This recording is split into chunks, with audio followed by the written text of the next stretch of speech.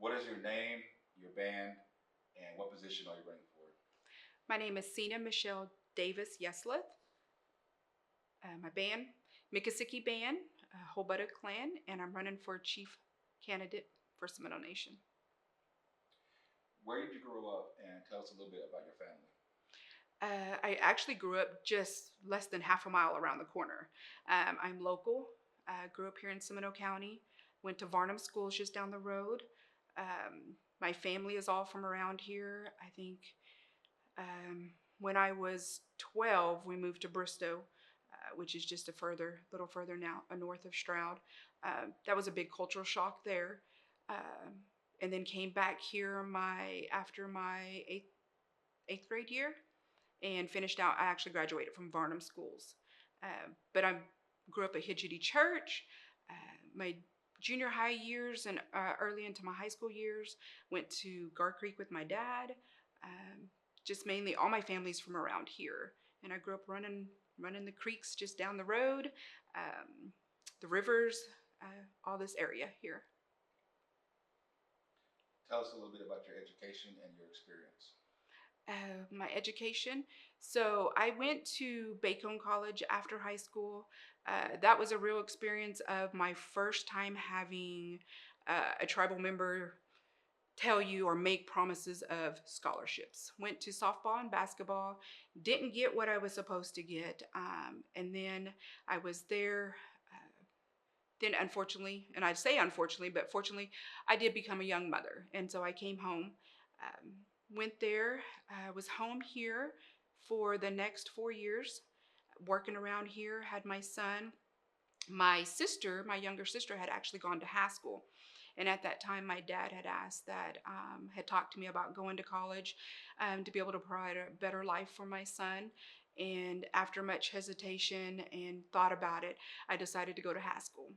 I went to high school January of 2001. Went there, played softball. I went there for the next 2.5 years. I say 2.5. I had changed my major, decided what I was going to do or not do, and graduated with my associates in 2003. I have associates in science. Um,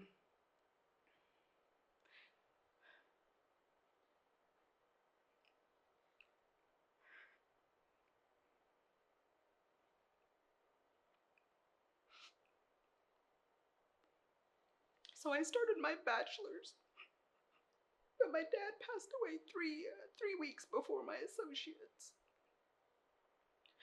Sorry. And so my dad is the one who convinced me to go to school for a better life for my son.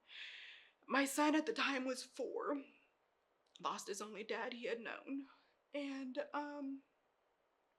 my mom was here. I still had a baby sister in the home who was 14. I was 24 at the time when we lost him.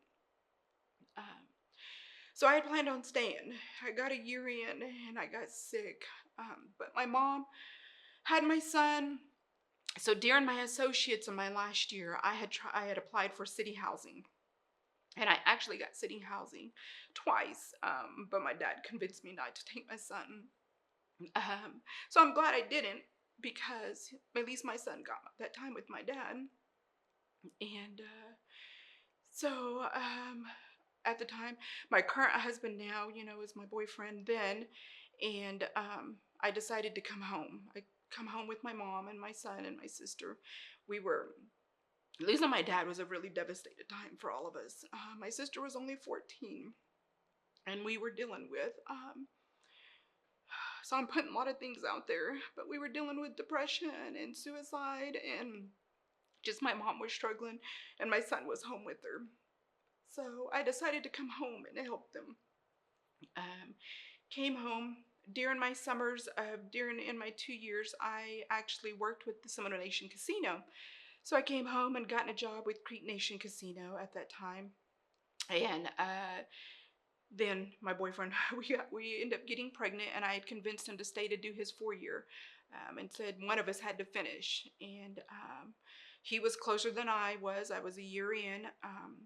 And so I decided to go ahead and have him stay, and I came home and worked and was here. So in that time, I've had a lot of different certifications through different positions I've had in different jobs. Taken classes here and there. Haven't really fully gotten my bachelor's. I think now at this point, I always think I'm not smart enough for it. Then I think about the money. So, but having my kids and doing that, I've pushed them to go to school and do things. So then I went and just been here working and um, learning all I can through different positions I've held and with council. And that's as far as my education part of it. Was there another part of the question on there? Experience. So coming in council, so being home, I got a job actually was contract through Wewoka Indian Health Services. I was contracted through the community health program, the diabetes grant. And I came back for that and did that.